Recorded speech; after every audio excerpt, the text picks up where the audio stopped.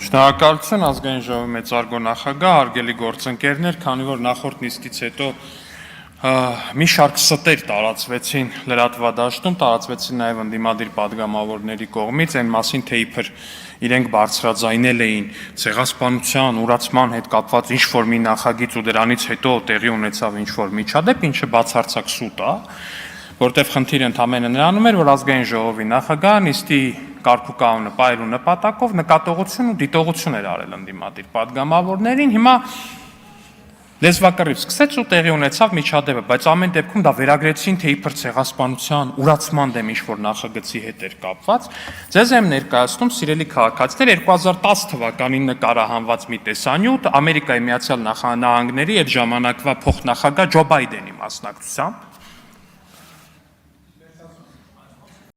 I'm Armenian. I want to thank you for your work that you did in the Senate. You worked very hard. I have a question. I'm very involved in the Armenian American community.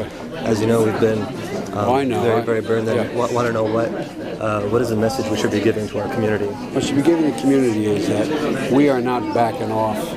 The Turks have to come to realization what the reality is.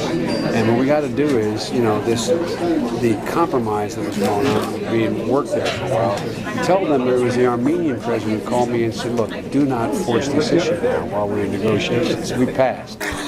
The Armenian president called me and told me not to force this issue.